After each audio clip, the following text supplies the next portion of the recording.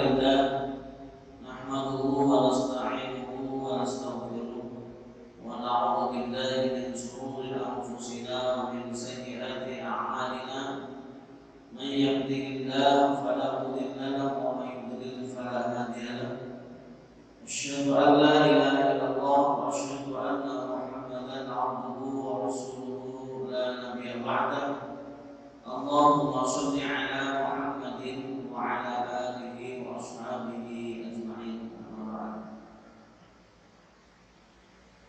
قال الله تعالى في القرآن الكريم أعوذ بالله السميع العليم من الشيطان الرجيم لئن شكرتم لأزيدنكم ولئن كفرتم إن عذابي لشديد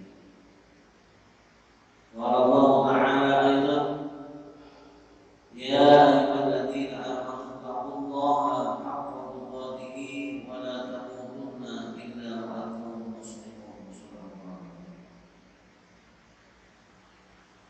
Jemaah pengajian Ahad pagi pimpinan Sabah Muhammadiyah Daya Syariah yang dirahmati Allah Subhanahu wa taala.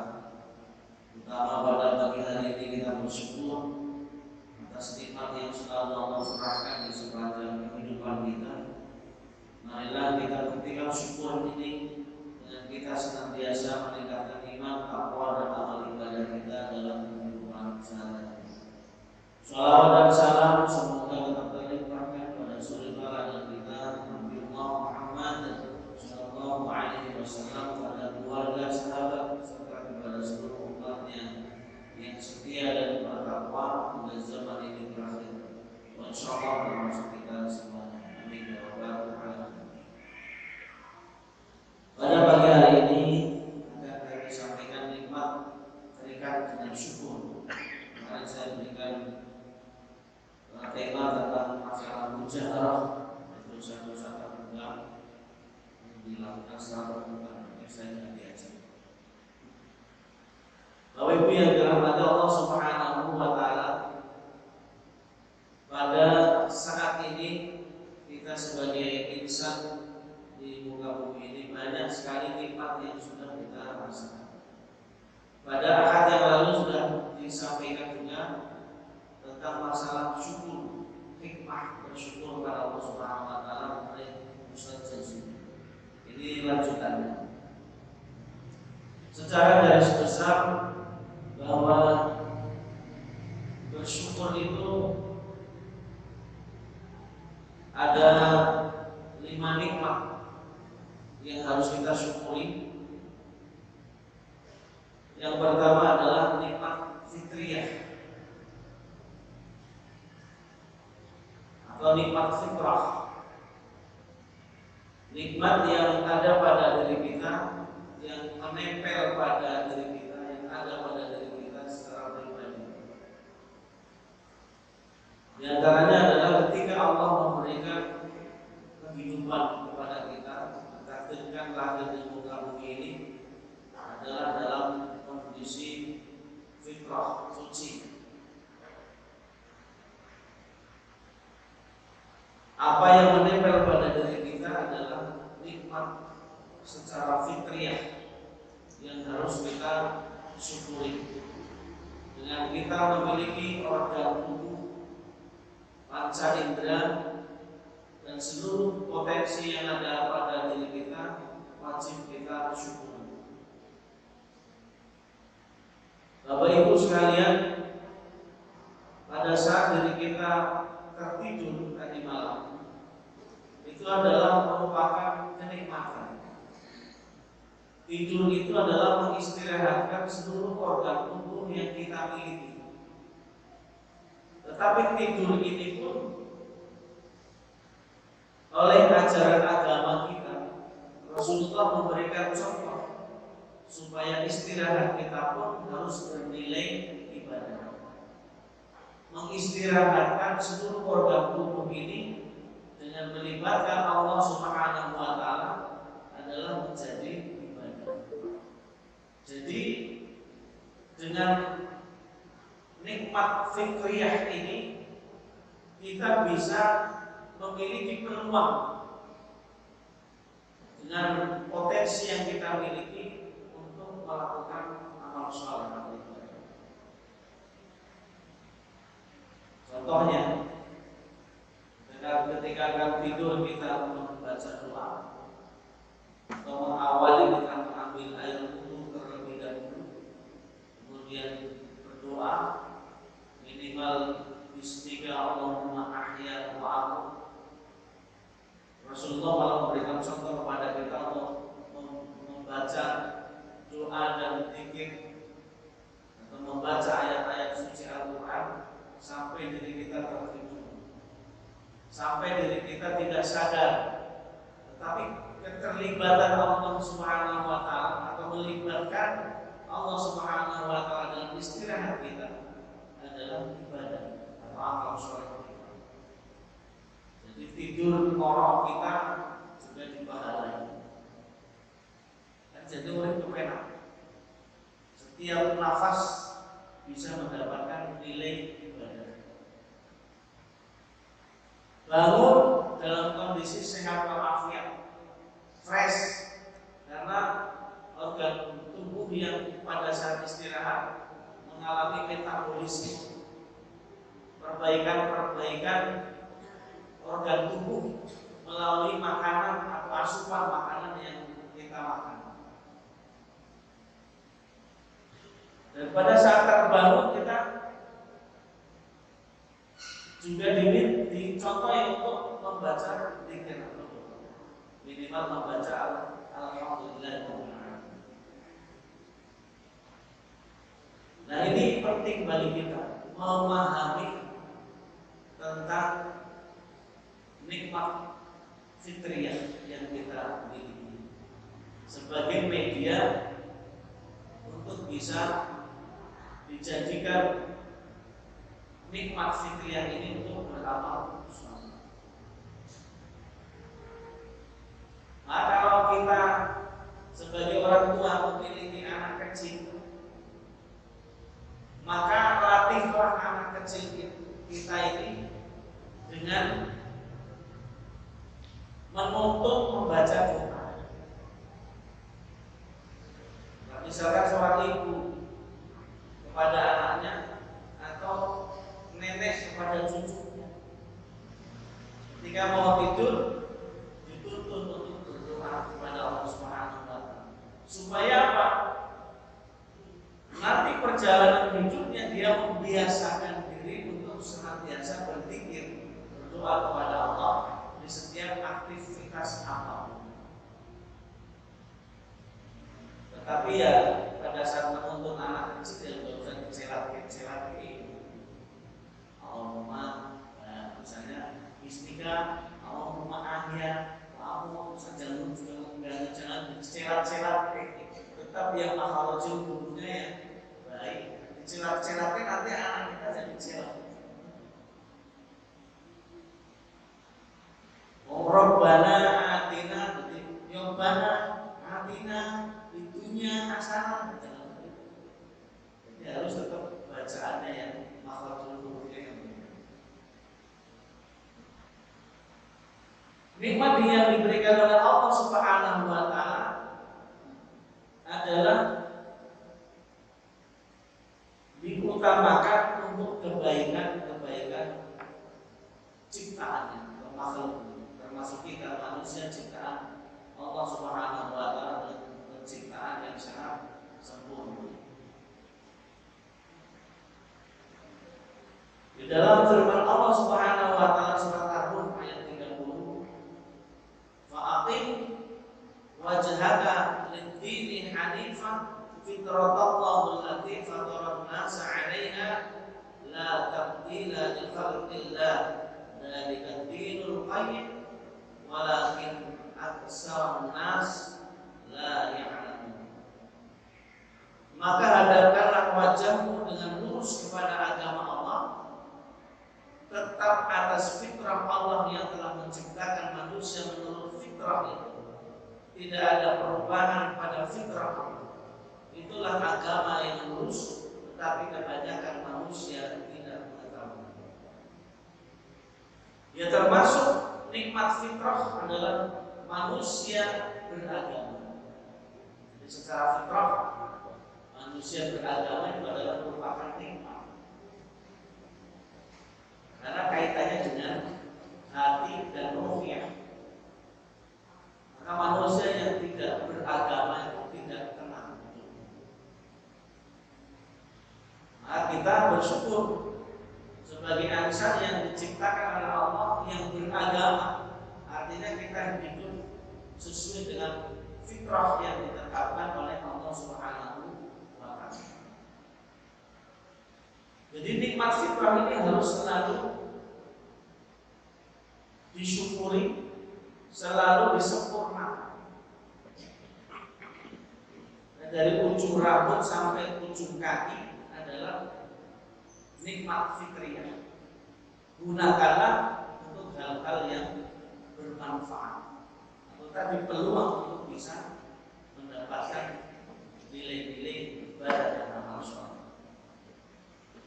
Dan pernah saya sampaikan di sini bahwa manusia diciptakan secara fitriyah memiliki 360 sendi dari ujung kepala sampai ujung kaki. 360 sendi itu yang dimiliki oleh manusia adalah peluang untuk melakukan perbuatan amal soleh sejak terbitnya matahari. Artinya di situ menunjukkan sejak mulai aktivitas manusia. Jadi segala gerakan, perbuatan, ucapan itu juga bisa menjadi peluang amal soleh kita. Ketika tadi menyebut asma Allah, semua yang kita lakukan melibatkan Allah dengan kalimat-kalimat thayyibah. Minimal membaca basmalah. Jadi dari rumah kita sudah keluar dari rumah sudah membaca Bismillahirrahmanirrahim, tawakkaltu 'ala Allahi la haula wala quwwata illa billah. Kalau sudah membiasakan seperti itu otomatis kalimat thayyibah itu akan selalu kita ucapkan. Naik kendaraan juga begitu. Akan secara naluriah kita akan melakukannya. Insting yang dimiliki oleh manusia harus dibiasakan dengan insting yang membawa nilai-nilai ibadah. Ketika baru makan, selesai makan, dilalang terus kantor, diucapkan apa? Alhamdulillah. Menunjukkan bahwa secara otomatis ketika bersendawa langsung mengucapkan Alhamdulillah. Ini nikmat. Termasuk mata yang kita miliki. Ketika kelilipan, itu kan jadi gak nyaman. Nah, kita kalau kita suami kita kepada istrinya ketika kelilipan supaya dijauh. Bismillahirrahmanirrahim. Kemudian terus jelas gak isi lagi. Apa yang kita ucapkan? Alhamdulillah. Hal yang sepele, kelilipan pun yang masuk ke mata kita kecil, tapi akan bisa membuat diri kita risih. Ini baru di sekitar fitriyah kita, anggota badan, perangkat fisik yang kita miliki. Saya pernah naik ke pohon bidara untuk mencari buah bidara itu. Di rumah saya itu buah bidara itu buahnya matang-matang, tapi saya nggak sempat ngambil. Monggo bagi yang mau berminat ambil saja, karena rasanya seperti apel. Saya malas untuk ambilnya, nggak sempat. Akhirnya jatuh pada bosok. Tangan saya yang kemudian terkena duri dari buah bidara itu juga rasanya sakit. Itu menunjukkan bahwa ketika sakit, ketika nikmat yang kita rasakan itu adalah merupakan tanda-tanda fitriyah kita yang secara normal kita miliki, termasuk hati, pendengaran. Ketika kita mendengarkan kalimat-kalimat yang enak atau ayat-ayat suci Al-Quran yang dibacakan, kita dengarkan dengan baik, kita nikmati dengan baik, itu adalah nikmat fitriyah. Nah, ketika dibacakan ayat suci Al-Quran, maka dengarkanlah dan perhatikanlah. Idza quri'al Qur'an fastami'u lahu wa ansitu la'allakum turhamun. Ini sebenarnya menguji nikmat fitriyah kita. Kupingnya itu ngrungokke sing apik-apik. Mata yang untuk melihat untuk yang baik-baik. Jadi menikmati fitriyah itu adalah seluruh organ tubuh kita gunakan kepada hal-hal yang membawa nilai ibadah. Ini penting kita renungkan bersama. Lidah saja itu adalah nikmat fitriyah yang harus kita syukuri. Bisa merasakan pahit, manis, hidung juga begitu. Harus kompak antara hidung dengan lidah dan pikiran. Kalau sudah nggak kompak memberikan penilaian, itu nggak normal. Mosok minum madu rasanya pahit, ini madu pahit,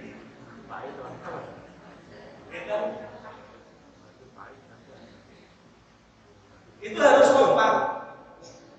Nyicipi garam itu harus rasanya asin. Kalau rasanya pahit, itu mungkin garamnya oke. Ya, kemarin pada saat COVID itu kita nggak bisa merasakan rasa manis yang ngerti, pahit nggak ngerti. Tetapi saya pernah merasakan ketika kita COVID itu. Ada yang ngirimi sate. Ketika saya makan daging sate itu seperti karet, gak ada rasanya. Betul. Sayur bening yang dibuat oleh istri saya itu rasanya anyep, jelas para rasanya. Tapi ketika itu dibutuhkan oleh tubuh, itu tak bilang, itu rasanya dalam. Ternyata dengan banyaknya makan di suasana COVID itu, maraknya bobot tubuh saya jadi 8 kilo naik selama berapa hari itu? Kurang lebih sekitar 20 hari. 8 kilo masih tinggi. Tapi rasanya belum nyaman. Karena apa? Fitriyah kita, organ tubuh kita dalam suasana terganggu. Itu normal. Karena bisa merasakan sakit. Karena ada orang yang sakit hati tapi tidak bisa merasakan sakit. Itu sudah benar. Kemudian merupakan nikmat fitriyah kita. Wis jelas didengarkan, terdengar ada adzan. Telinga kita normal, pikiran kita normal, kita ono adzan mesti sholat. Tetapi orang mati, ini normal orang. Orang sing tidak normal apanya? Organ tubuh kita normal, tetapi tidak digunakan untuk memenuhi panggilan Allah. Ini yang berbahaya. Bisa nanti jadi saliman.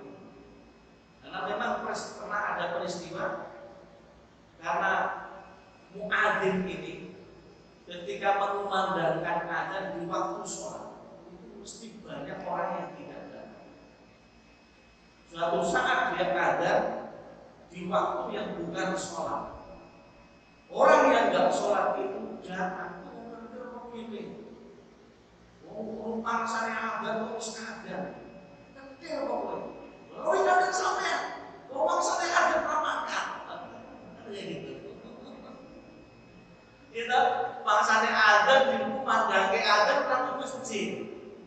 Ketika pemandangan adat bukan di waktu sholat malah teko. Nah ini sih nggak normal siapa yang jadi nggak sepele. Nikmat fitriyah ini harus kita rasakan dari ujung kepala sampai ujung kaki. Untuk apa? Alhamdulillah kita semuanya berada di majelis taklim ini. Lungguh, penjenengan itu lega, nireki, pengawasan itu juga merupakan nikmat fitriyah yang harus kita syukuri. Karena ketika saya mengucapkan ini, nikmat fitriyah masing-masing itu bereaksi dengan pikirannya masing-masing dan khayalannya masing-masing. Itu apa yang juga akan inilah nikmat fitriyah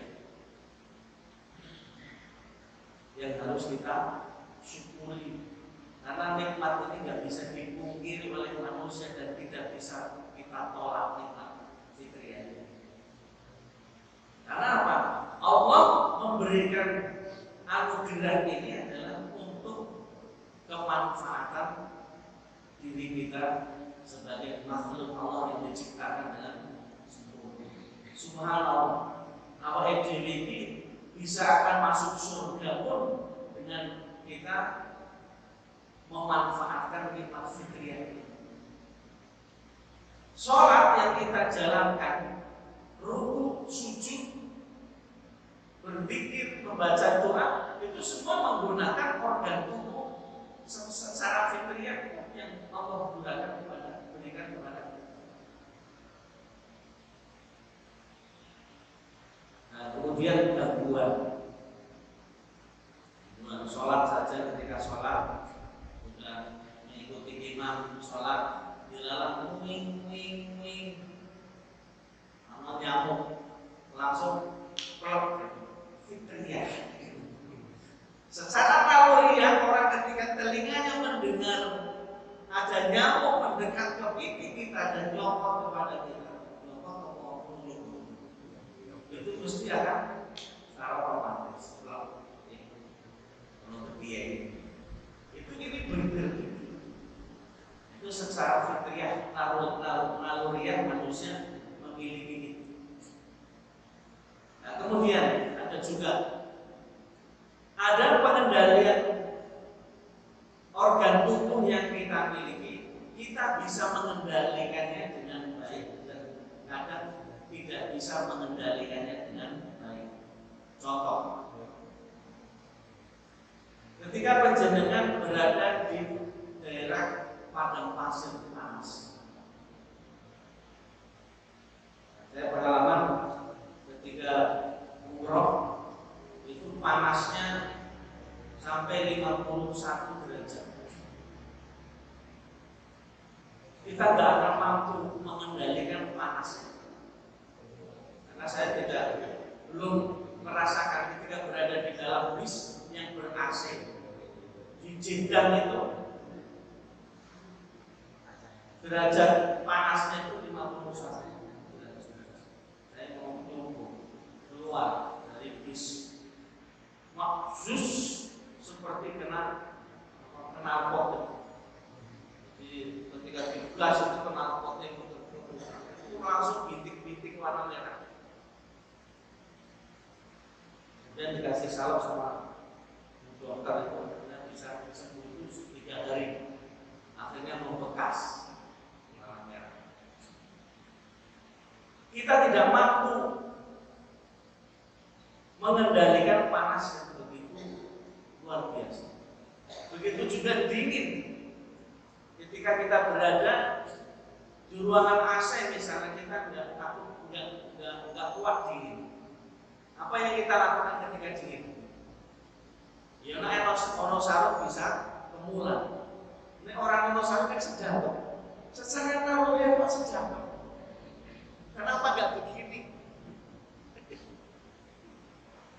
Inilah secara fitriyah manusia itu cara mengendalikan sudah Allah atur. Menahan pipis, menahan nangis, menahan hati supaya tidak mudah marah dan lain sebagainya, itu sudah Allah atur. Ibarat mesin itu sudah otomatis.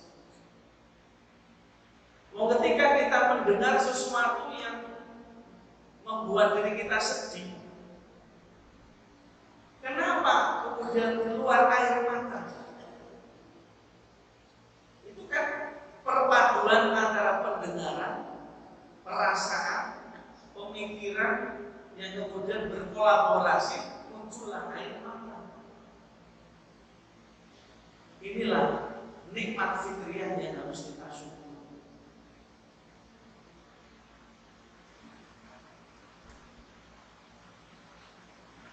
Selanjutnya, terdapat beberapa pendapat tentang fitrah dalam surat Ar-Rum yang tadi.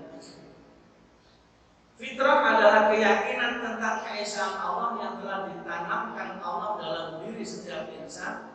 Hal ini berdasarkan hadis Nabi bahwa semua yang lahir dilahirkan atas dasar fitrah. Kemudian kedua orang tuanya yang menjadikannya Yahudi, Nasrani, dan Majusi. Jadi kecerdasan pemikiran manusia, perasaan pemikiran manusia adalah fitrah. Itu juga akan terpengaruh dengan kondisi lingkungannya, termasuk orang tua. Maka ketika anak kecil ini sering dibawa pengajian, ini secara fitrah nanti dia akan merekam. Walaupun kayak cacinya seperti ini orang muda, tetapi akan bisa merekam apa yang dia dengarkan walaupun sambil bermain. Nah nanti ketika sering dibawa oleh orang tuanya, dia akan mengulang kembali ketika usia berapa pun. Saya pernah berada di masjid ini sama ibu misalnya. Bisa terjadi. Mungkin pengalaman Bapak Ibu sekalian ketika masih kecil dibawa kemana oleh orang tua kita masih teringat. Fitrah sebagai penerimaan kebenaran dan kemantapan individu dalam menerimanya. Karena sudah diatur Allah. Fitrah sebagai keadaan atau kondisi penciptaan yang terdapat pada diri manusia yang menjadikannya berpotensi melalui fitrah itu mampu mengenal Allah dan segala syariat. Bagaimana kita akan bisa mengenal Allah dan segala syariatnya adalah melalui kecerdasan, kemudian panca indera, mencerna, memahami, itu semuanya dengan fitrah, nikmat fitrah yang kita miliki. Di awal ini penak hidup kita sebenarnya sangat enak. Fitrah sebagai unsur-unsur dan sistem yang dianugerahkan Allah kepada makhluknya, menurut Quraisy Shihab dalam tafsir Al-Misbah, fitrah yang dimaksud adalah unsur-unsur manusia mencakup jasmani, rohani, nafsu dan iman. Yang dimaksud iman ini adalah manusia yang telah fitrah dengan beragama. Ini yang pertama. Yang kedua adalah nikmat ikhtiyariyah. Nikmat yang kita peroleh atas usaha kita. Kita manusia hidup di dunia itu memang ditakdirkan oleh Allah untuk beraktivitas. Tidak menunggu.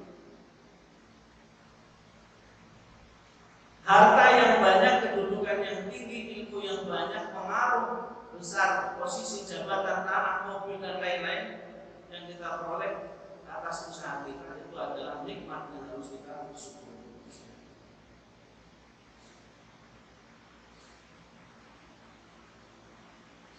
Jadi manusia diperintahkan untuk berikhtiar mencari ma'isyah atau kebutuhan dunia, di mana kita masih kedua kaki kita masih menginjak bumi.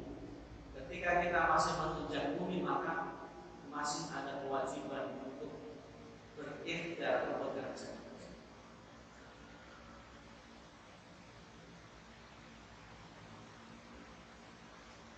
Semua keberhasilan bergantung dari cara kita berikhtiar dan beriman kepada Allah. Berikhtiar juga bertawakal kepada Allah. Sebagaimana firman Allah Subhanahu wa taala dalam surat An-Najm 39 sampai 40. Wa alaysa lil insani illa ma sa'a.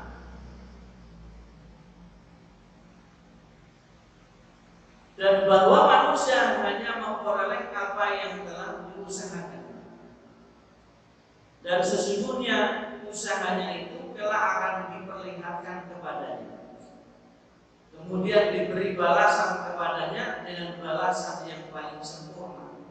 Dan sesungguhnya kepada Tuhan pula kesudahannya segala sesuatu. Ya betul. Apa yang kita usahakan akan juga bernilai ibadah. Tadi kita usahakan juga menggunakan organ tubuh yang secara naluriah itu nikmat dari Allah. Apapun aktivitas kita itu kan bisa bernilai ibadah, termasuk bekerja. Yang bergawe awalnya dengan apapun profesi kita. Jadi guru yang jelas mengawali ucapan salam masuk dalam kelas. Assalamualaikum warahmatullahi. Mari kita berdoa bersama-sama dengan murid-murid ini. Apapun juga profesi, awalilah dengan membaca Bismillah. Tadi ngaji juga mengawali dengan bacaan Bismillah.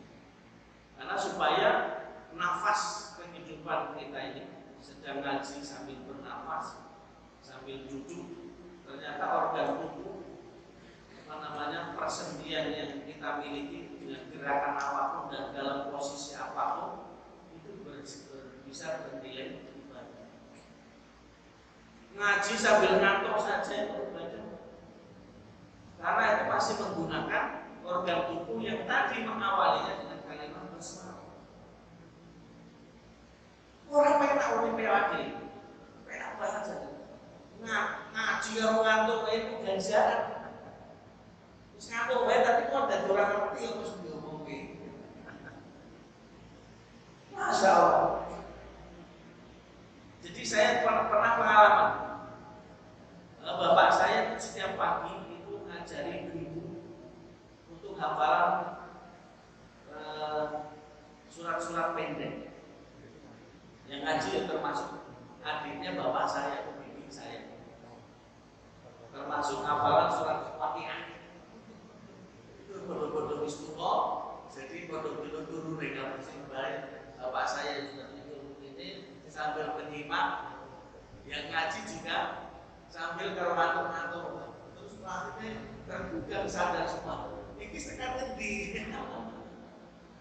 Jadi saya dengarkan sambil menyimak beliau berdua itu ngaji. Tapi memiliki semangat untuk menghafalkan surat Al-Waqiah itu bagi yang sudah sembuh, karena di dalam sebuah hadis surat Al-Waqiah hafal itu suatu. Itu motivasinya kan begitu. Akhirnya hafalan surat-surat pendek itu tidak dilaksanakan sepanjang perjalanan usia-usia pensiun. Seperti kita harus banyak berpikir dan berdoa, bahkan berupaya untuk menghafalkan ayat-ayat suci.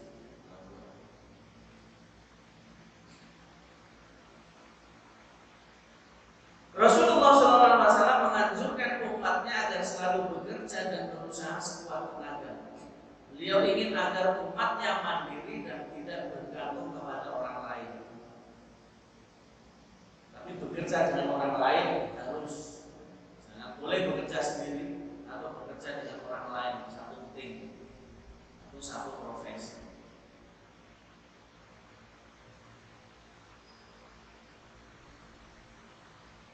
Yang ketiga adalah nikmat alam. Nah, kita tidak bisa hidup jika Allah tidak memberikan nikmat alamiah atau kauniyah. Nikmat kauniyah atau nikmat auliyah. kayak firman-firman Allah Subhanahu wa taala yang kauliyah berada di dalam Al-Qur'an, yang kauliyah yang berada di alam semesta. Kita diciptakan oleh Allah Subhanahu wa taala juga secara kauliyah disampaikan oleh Allah dalam Al-Qur'an, dan secara kauliyah kita bisa rasakan. Kita berada di alam semesta ini adalah karena kauliyah Allah, tanda-tanda kekuasaan Allah atau tanda-tanda ayat-ayat Allah yang berada di alam semesta ini. Dari sekian manusia ini, termasuk saya, diciptakan oleh Allah memiliki pemikiran yang berbeda-beda. Secara individu punya pikiran yang berbeda. Bahkan daya khayalnya berbeda-beda. Secara alamiah, secara kauniyah. Ya, kalau secara kauniyah ketika ada biji jagung diletakkan di dalam tanah, dibesek ke sini, nanti akan tumbuh, Itu kauniyah.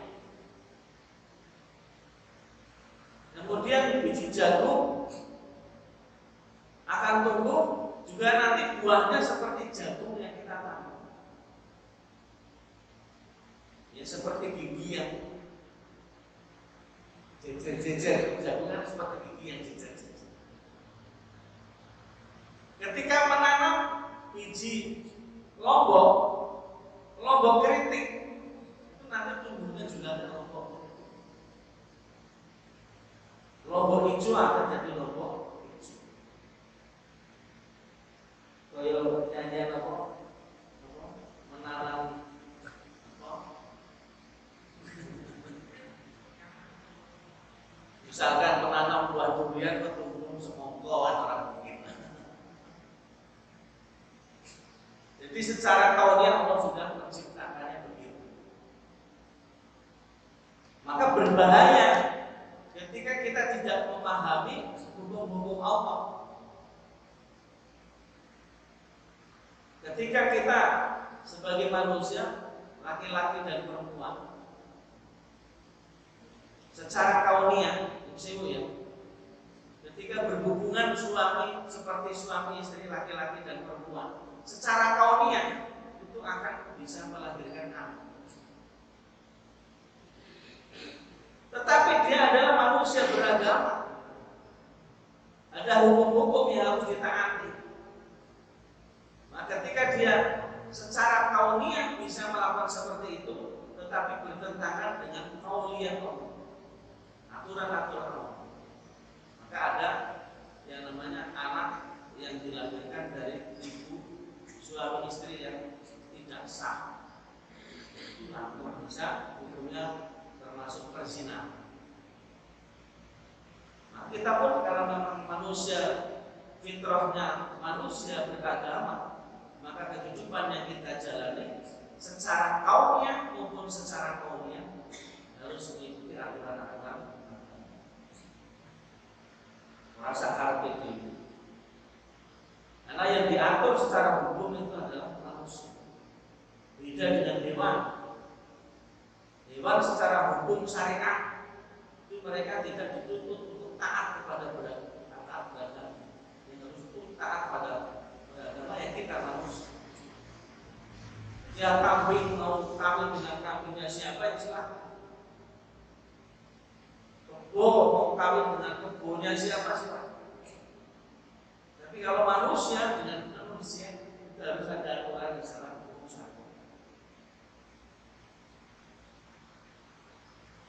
Jadi apapun yang berada di alam semesta ini adalah kenikmatan alamiah, kauniyah yang harus kita syukuri, kita bisa manfaatkan sebaik-baiknya. Apapun yang tumbuh, apapun yang berada di muka bumi ini kita nikmati. Menanam saja itu akan bisa menjadi rahmat ibadah kita, dan akan bermanfaat, termasuk menanam bunga, buah-buahan, buah belimbing yang dibaca yang rahman itu kadang-kadang sudah matang orang-orang tidak diambil sama yang berapa? Kadang-kadang diambil sama anak-anak. Biji nupore insya dari kelas ini. Secara kauniyah manusia secara naluri belum dibimbingkan, tetapi akan bisa menjadi berdosa ketika mengambilnya tidak izin sama pemilik. Ya toh? Seperti korban kemarin. Secara kauniyah itu kambing tidak ada hukum apapun kecuali apabila kita sebagai manusia diperintahkan untuk berkorban, kemudian cara penyembelihannya juga secara syariat.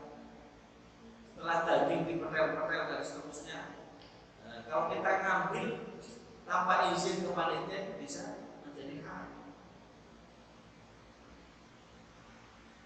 Walaupun secara alamiah ini firman Allah Subhanahu wa taala, sesungguhnya dalam penciptaan langit dan bumi silih bergantinya malam dan siang, bahtera yang berlayar di laut membawa apa yang bermanfaat bagi manusia. Dan apa yang Allah turunkan dari langit berupa air, lalu dengan air itu dia hidupkan bumi sesudah mati kering, dan dia sebarkan di bumi itu segala jenis hewan dan hembusan angin dan awan yang dikendalikan antara langit dan bumi. Sungguh terdapat tanda-tanda keesaan dan kebesaran Allah bagi kaum yang memikirkan. Kita memang diberikan oleh Allah anugerah pikiran itu untuk berpikir terhadap anugerah Allah berupa nikmat yang terbentang di alam semesta. Kalau kita tidak bisa mengendalikannya, itu juga akan bisa menjadi bumerang bagi kita. Lingkungan kita yang gersang membuat diri kita udaranya akan menjadi panas. Tapi kalau lingkungan yang penuh dengan tumbuh-tumbuhan, udara menjadi segar, kita hidupnya menjadi sehat. Juga termasuk air. Maka yang Muhammadiyah dengan memiliki majelis dan lembaga yang jumlahnya 27 itu memikirkan alam semesta dan kegiatan-kegiatan manusia supaya bumi ini menjadi nyaman untuk dihidupi. Kegiatan sehari-hari yang kita beribadah kepada Allah akan menjadi aman dan nyaman. Maka kita yang berada dalam aktivitas di organisasi Muhammadiyah itu adalah mengerahkan segala potensi yang kita miliki untuk kemakmuran dan kebaikan alam semesta yang kita miliki dan menjadi tanggung jawab kita bersama.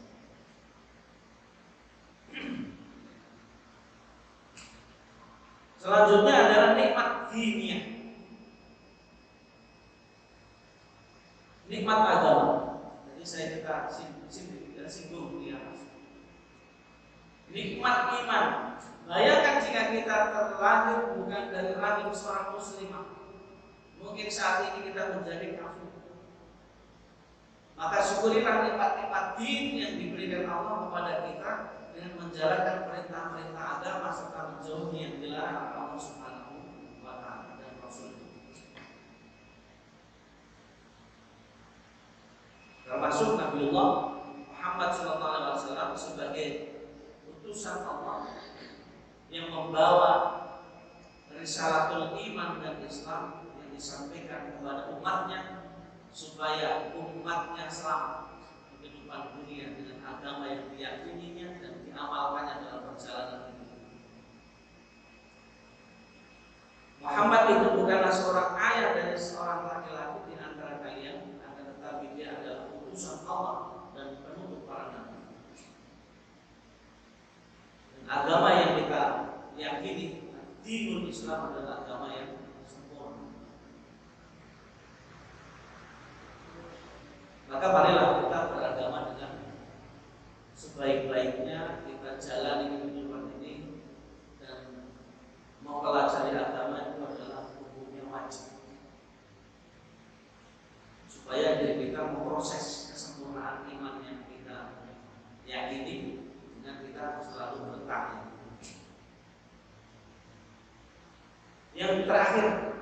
nikmat ukhrawiyah,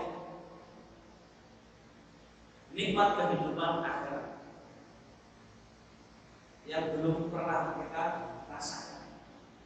Tetapi kita harus beriman kepada ruh,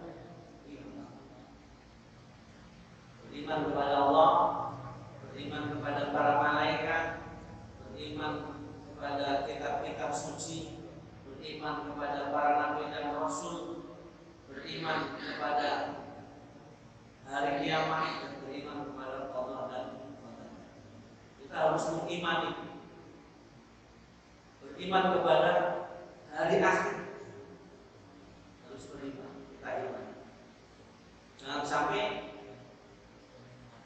surga dan neraka adalah khayalan. Isi berpendapat ini beragama enggak. Alhamdulillah. Firman Allah Subhanahu wa taala dalam surat An-Nahl ayat 97. Yang artinya barang siapa yang mengerjakan amal saleh, baik laki-laki maupun perempuan dalam keadaan beriman, maka sesungguhnya akan kami berikan kepadanya kehidupan yang baik, dan sesungguhnya akan kami beri balasan kepada mereka dengan pahala yang lebih baik dari apa yang telah mereka kerjakan. Ad-dunya mazra'atul akhirah. Dunia ini adalah sebagai tempat penanam untuk berbuat baik yang akan kita petik kenikmatannya pada saat kehidupan akhirat. Dan itu harus diperjuangkan. Ali bin Abi Thalib radhiyallahu anhu berkata, sesungguhnya dunia semakin menjauh sementara akhirat semakin mendekat. Masing-masing memiliki pengikut, maka jadilah kalian pengikut-pengikut akhirat dan janganlah menjadi pengikut-pengikut dunia. Hari ini adalah waktu beramal, bukan hisab, dan kelak adalah hari hisab dan tidak ada kesempatan untuk di kesempatan beramal yang pada saat kita masih bernafas. Manfaatkan sebaik-baiknya. Jangan hal-hal yang mubazir selalu kita senangi.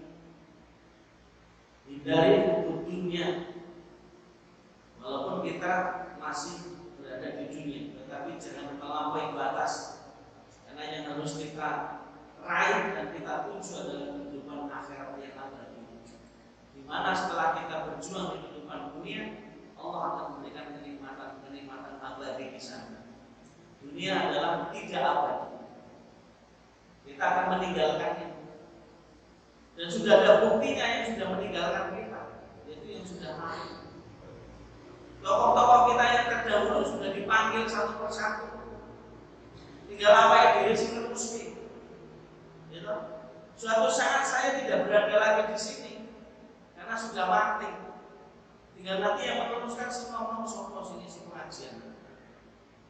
Kan begitu baru hadir, rahmat dan dipanggil Allah. Saat itu kita masih hidup dan duduk mungkin di sini mendengarkan pengajian. Dan sekarang kita berbalik isi pengajian di rumah Rolio. Suatu saat saya juga sudah tidak ada lagi. Itulah kehidupan manusia. Untuk mengejar akhirat itu harus melalui proses kehidupan dunia. Maka syukur kepada nikmat-nikmat itu hukumnya wajib. Wa in ta'adzana rabbukum la in syakartum la azidannakum wa la in kafartum inna 'adzabi lasyadid. Dan ingatlah juga tatkala Tuhanmu memaklumkan, sesungguhnya jika kamu bersyukur pasti kami akan menambahkan nikmat kepadamu. Dan jika kamu mengingkari nikmatku, maka sesungguhnya azabku yang sangat pedih. Syukur ya bisa dengan cara, dengan hati, keimanan, nikmat dari Allah Subhanahu wa taala, bersyukur dengan lisan, ucapan kalimat alhamdulillahirabbil alamin kepada Allah. Terima kasih pada sama manusia. Bersyukur dengan perbuatan. Muhammadiyah memberikan contoh mensyukuri nikmat dengan perbuatan.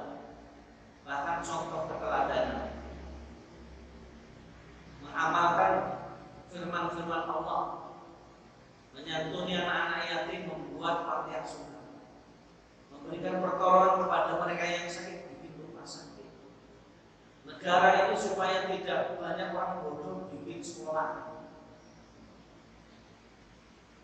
Kemudian menyelesaikan berbagai permasalahan hukum di Muhammadiyah, bikin lembaga bantuan hukum, mengatasi berbagai kemiskinan dan kesenjangan sosial. Buatlah lembaga mengerjakan infak dan sedekah. Kecerdasan inilah yang harus kita tangkap dan kita terlibat dalam. Ojo jadi penonton, jadi pelaku.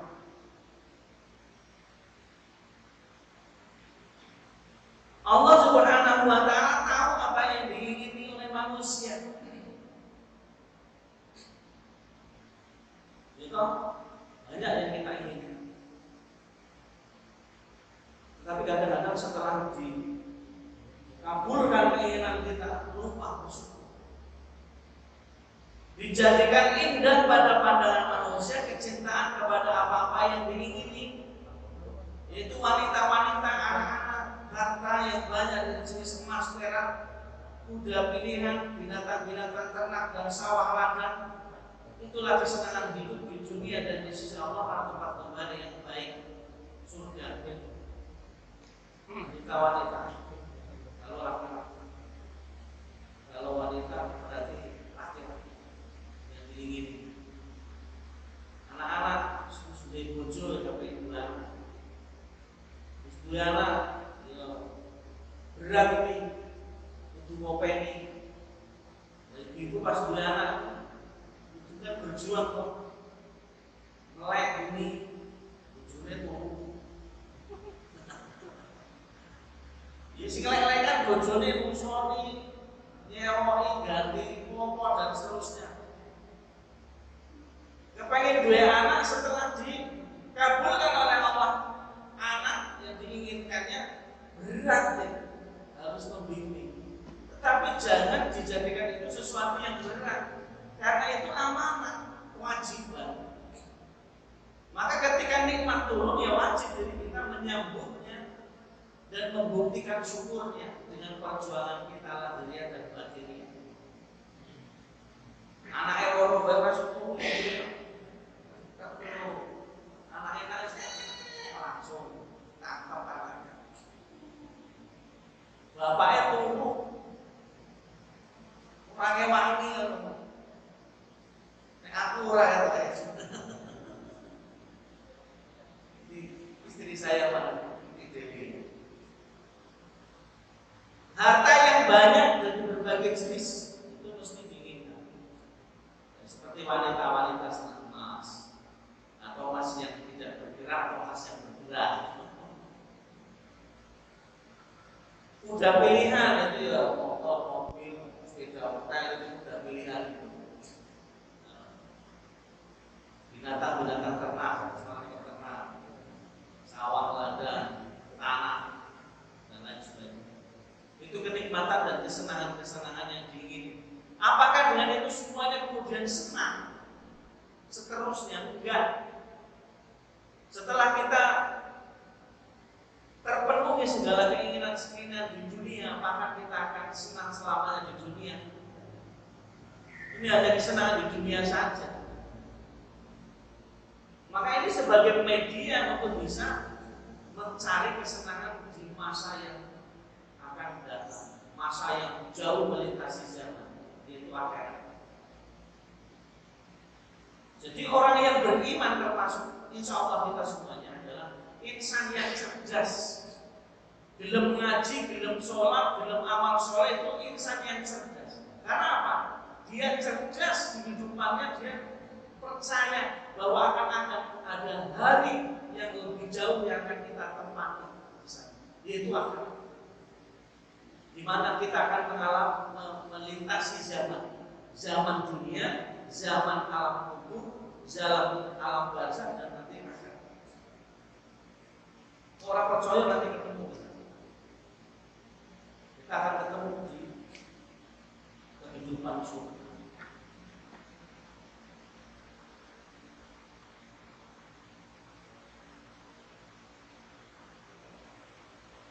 Dalam nyanyian kan ada dalam di alam mahsyar. Semoga jangan tersesat, kumpul bersama-sama sekelolongannya, kawan mengaji di dunia. Kumpul bersama-sama di dalam surga, kawan mengaji di dunia. Kalau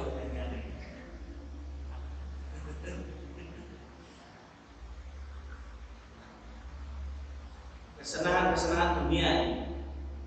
Ali bin Abi Thalib radhiyallahu anhu, sesungguhnya nikmat bergantung dengan syukur. Kalau orang sudah tidak bersyukur, maka dia tidak akan bisa merasakan nikmat. Seperti mau kecelakaan, kalau ini tidak secara orang tidak kecelakaan, syukur mana?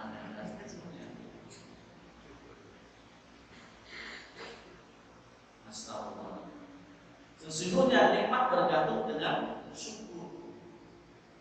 Maka sekecil apapun nikmat yang kita rasakan harus kita syukur. Seperti seorang musafir yang duduk berada di pohon yang besar, kemudian dia kejatuhan buah dari pohon itu,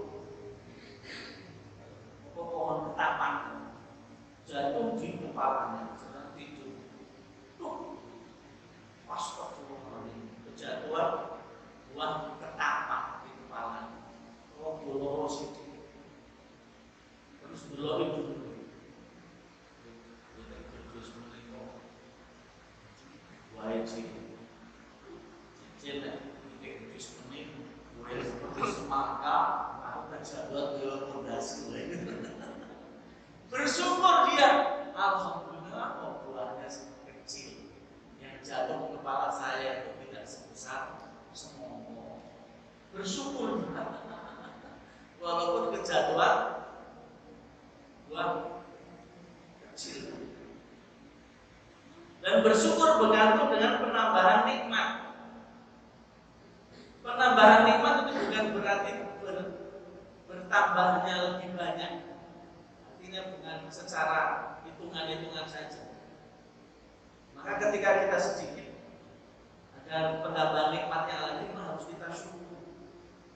Tetapi bukan berarti bertambahnya jumlah yang harus kita wajib syukur. Yoko-yoko bersedekah, apa yang harus kita banyak harta? Tidak harus. Kalau kita mau bersyukur dan mau bersedekah pada orang lain, jangan tunggu kaya. Ketika sedikit apapun yang kita miliki, atau bukan harta yang kita miliki, kita bisa bersyukur, bisa memberikan sesuatu kepada orang lain, menolong orang, memberikan jalan, itu juga menolong orang. Itu juga bentuk syukur kita pada Allah. Dan selamanya tidak akan terputus pemberian dari Allah sampai terputusnya syukur dari seorang hamba. Ini harus mandek orang bersyukur, orang berdoa, orang beribadah. Beribadah itu juga sebagai bentuk syukur kepada Allah. Bukan hanya ucapan kalimat alhamdulillah. Beribadah yang kita jalankan selama Allah itu juga bentuk syukur pada Allah Subhanahu wa taala. Sampai sebenarnya.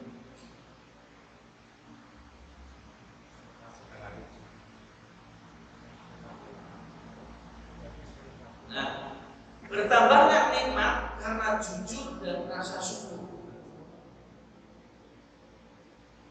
Contoh dalam sebuah kisah. Misalkan sebut saja, biasanya kita sering baca kisah Abu Nawas. Sebut saja Abu Nawas. Abu Nawas ini adalah seorang pekerja keras. Dia bekerja sehari-hari sebagai tukang mencari kayu. Dia hanya mempunyai satu alat kapak andalan. Dia membawa gerobak menuju ke hutan, kemudian membawa pak, dan bekerjalah melihat pohon-pohon yang sudah 30 tidak tumbuh lagi dia potong. Dia tahu diri pohon yang subur dia tidak potong, tapi yang dipotong adalah pohon-pohon yang sudah mati. Ketika dia bekerja, bila waktu kapaknya itu mental, ketika memotong kayu dan jatuh ke jurang. Wah, model ini kapakku jurang itu sudah berdamai bahasa. Kemudian cucuk di atas kayu yang baru kita bangun termenung. Jadi kan kalau saya rumah nggak bawa kayu terus merenung. Ya Allah bicara ini. Cucuk dan Assalamualaikum. Waalaikumsalam. Waalaikumsalam. Abu Nawas ketika yang datang. Yang datang itu adalah jin temannya, teman setia.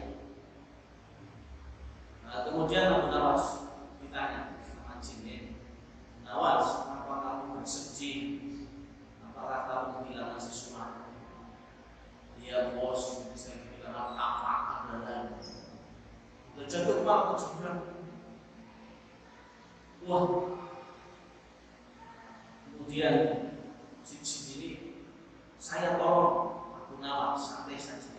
Saya ambilkan dulu apa ada di jurang. Mana sebelah mana? Sebelah jauh. Jin itu langsung berbilang mencari kapak. Kemudian ujung-ujung sudah datang. Apakah ini kapak Abu Nawas ini? Kemudian, oh bukan. Yang dipegang oleh jin itu adalah kapak emas. Bukan, itu bukan kapak saya. Ini kita lebih bagus emas, tapi bukan kapak saya. Bukan. Diletakkan di depan Abu Nawas. Kalau begini, saya salah ambilnya. Ternyata jin ini menguji kejujuran Abu Nawas. Setelah itu, kalau begitu saya cari lagi. Jin itu hilang lagi. Mau datang lagi. Betul ini kapaknya? Bukan, kapak saya itu jelek. Tapi senjata andalan saya. Kapak yang dipegang oleh jin yang kedua itu adalah kapak merah.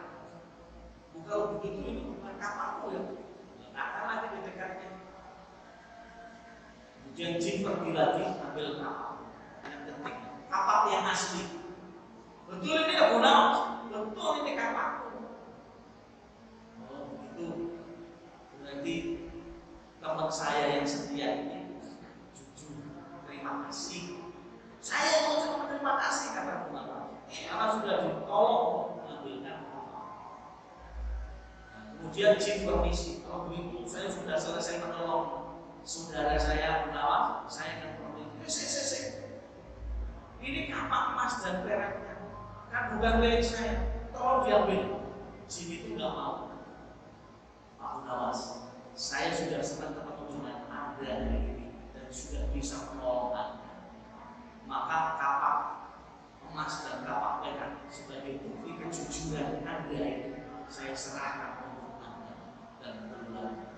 Wah, alhamdulillah Rabbil Alamin, bersyukur Nawas. Kemudian jin pergi dan mengucapkan Assalamualaikum. Waalaikumsalam. Abu Nawas meneruskan pekerjaannya sehingga gerobak yang kecil itu penuh dengan kayu. Pulanglah ke rumah dengan membawa ketiga kapal. Sampai rumah, mandi dan seterusnya, kemudian istirahat, minum teh dan pisang goreng. Kemudian istrinya tanya, kayunya mana suamiku? Itu di belakang. Ya, istrinya cuma mau menggodok air. Setelah ke belakang rupanya istrinya kaget. Ada kapak emas dan kapak perak dan kapak jelek itu. Kemudian laporan kepada suaminya. Itu kapak emas dan perak itu milik siapa? Sepengetahuan saya, kita hanya punya satu kapak yang jelek itu tapi berharga yang harus dipasung. Nah, itu teman saya yang kasih hadiah kepada saya tadi juta. Terus cerita bela-bela, istrinya penasaran. Besok saya pertemukan dengan teman kamu yang suka menolong itu. Setiap semalam suntuk dia membayangkan seperti sejak orang.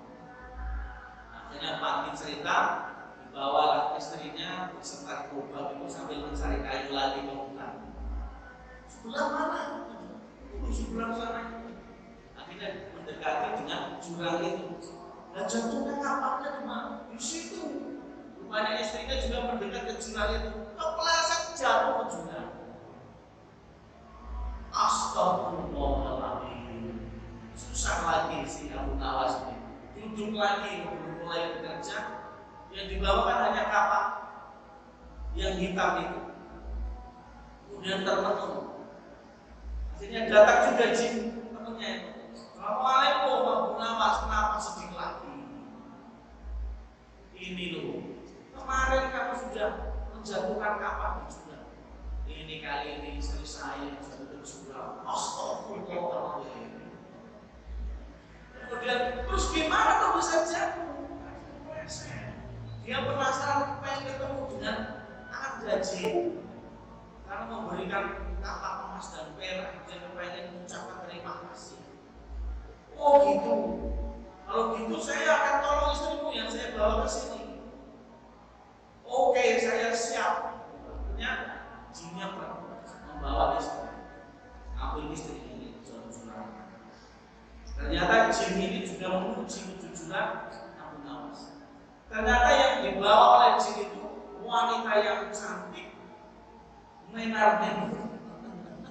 Nyampaikan kepada jin ini, jin, apakah ini betul wanita yang cantik ini istrimu?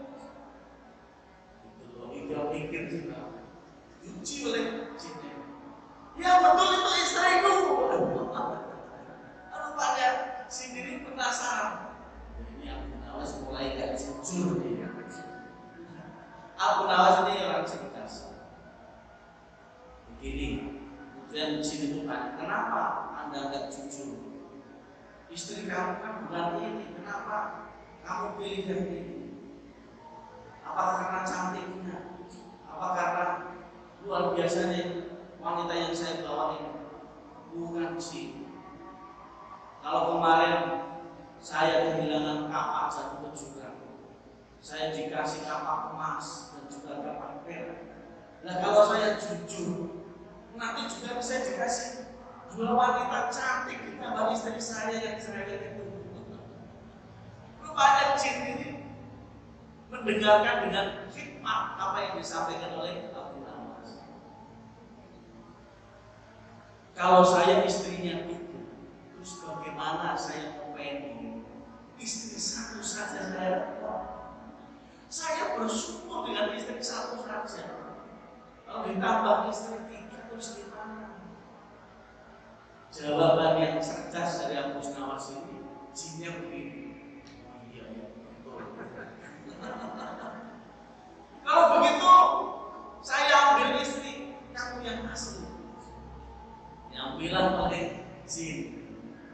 Kemudian ketika istrinya sudah disampaikan ke depannya, dia rupanya dengar apa yang diucapkan oleh suaminya, Abu Nawas.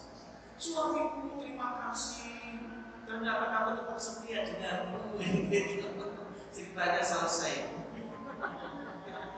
Jadi bertambahnya syukur tidak harus diukur dengan bertambahnya jumlah. Istrinya papa, lima itu tidak ada terus. Tetapi bertambahnya nikmat itu bukan karena bertambahnya jumlah. Satu istri saja bisa nikmatnya banyak. Karena apa? Mensyukuri apa yang ada. Pekerjaan yang kita lakukan, bayarannya sebesar apapun, kalau kita syukuri akan bertambah. La in syakartum la azidannakum. Maka ini yang bisa kami sampaikan, semoga bermanfaat. Untuk mensyukuri nikmat kita harus lakukan di sepanjang nafas kehidupan kita. Jangan sampai kita terputus mensyukuri nikmat, karena kalau kita memutuskan rasa syukur akan memutuskan nikmat kita atas pemberian anugerah dari Allah Subhanahu. Demikian yang bisa kami sampaikan semoga bermanfaat. Ada yang mau ditanyakan? Terima kasih. Kalau tidak ada, mari kita akhiri dengan doa. A'udzubillahi minasyaitonirrajim. Bismillahirrahmanirrahim. Alhamdulillahirabbil alamin. Hamdan syakirin, hamdan na'imin, hamdan ni'amahu wa yukafi mazidah. Ya Rabbana lakal hamdu kama yanbaghi li jalali wajhikal karim wa 'azimi sultanik. Allahumma shalli ala Muhammad wa ala ali Muhammad kama shallaita ala Ibrahim wa ala ali Ibrahim. Wa barik ala Muhammad wa ala ali Muhammad kama barakta ala Ibrahim wa ala ali Ibrahim fil 'alamin innaka Hamidum Majid. Allahumma ighfir lana dhunubana wa liwalidina warhamhum kama rabbawna shighara. Allahumma ighfir lil mu'minina wal mu'minat wal muslimina wal muslimat wal ahya'i minhum wal amwat innaka sami'un qaribun mujibud da'wat ya qadirul hajat. Allahumma inna nas'aluka as-salamata fi dinina wa 'afiyatan fil jasadina wa ziyadatan fil 'ilmina wa barakatan fil rizqina wa tawbatan qabla al-maut wa rahmatan 'inda al-maut wa maghfiratan ba'da al-maut. Allahumma haqqin 'alaina